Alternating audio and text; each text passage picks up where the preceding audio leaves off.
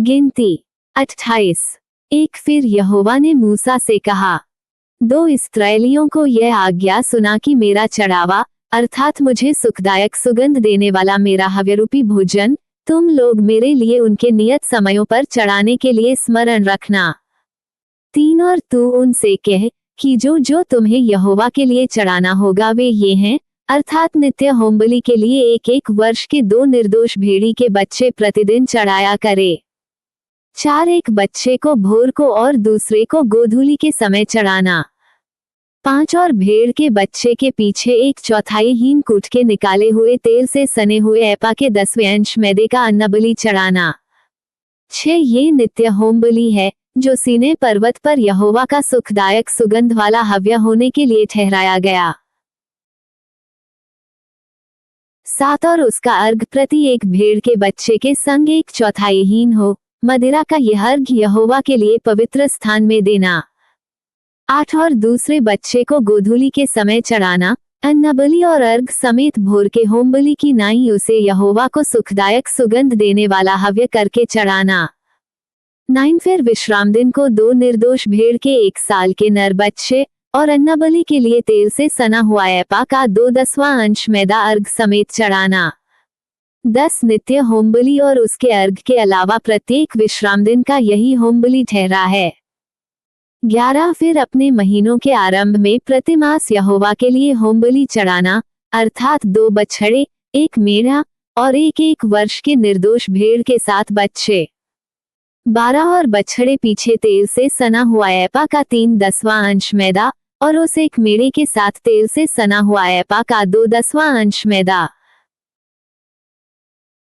13 और प्रत्येक भेड़ के बच्चे के पीछे तेल से सना हुआ एपा का 10वां अंश मैदा, उन सबों को अन्नबलि करके चढ़ाना, वो सुखदायक सुगंध देने के लिए होमबलि और यहोवा के लिए हव्य ठहरेगा।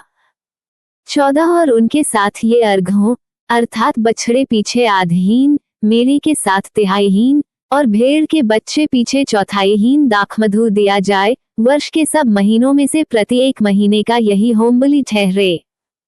15 और एक बकरा पापबलि करके यहोवा के लिए चढ़ाया जाए, ये नित्य होमबलि और उसके अर्घ के अलावा चढ़ाया जाए।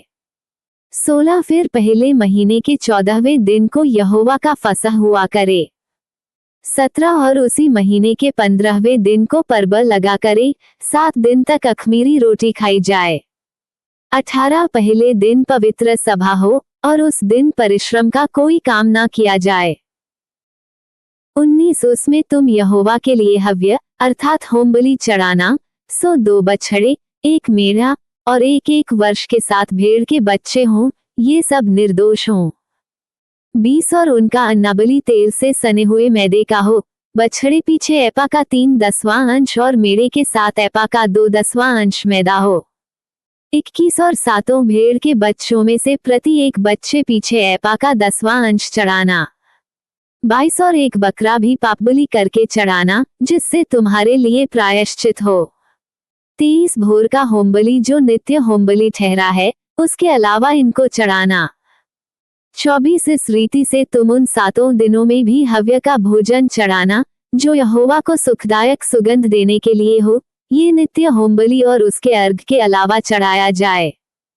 25 और 7वें दिन भी तुम्हारी पवित्र सभा हो और उस दिन परिश्रम का कोई काम ना करना। 26 फिर पहली उपज के दिन में, जब तुम अपने 8वारे नाम पर्व में यहोवा के लिए नया अन्नबलि चढ़ाओगे, तब भी तुम्हारी पवित्र सभा हो और परिश्रम का कोई काम ना करना। 27 और एक होमबलि चढ़ाना, जिससे यहोवा के लिए सुखदायक सुगंध हो, अर्थात 2 बछड़े, 1 मेढ़ा और 1-1 वर्ष के 7 भेड़ के बच्चे। 28 और उनका अन्नबलि तेल से सने हुए मैदे का हो, अर्थात बछड़े पीछे एपा का 3/10वां अंश और मेढ़े के संग एपा का 2/10वां अंश। 29 और 7 भेड़ के बच्चों में से 1-1 बच्चे के पीछे एपा का 10वां अंश मैदा चढ़ाना। 30 और एक बकरा भी चढ़ाना, जिससे तुम्हारे लिए प्रायश्चित हो। 31 ये सब निर्दोष हों और नित्य होमबलि और उसके अन्नबलि और अर्घ के अलावा इसको भी चढ़ाना।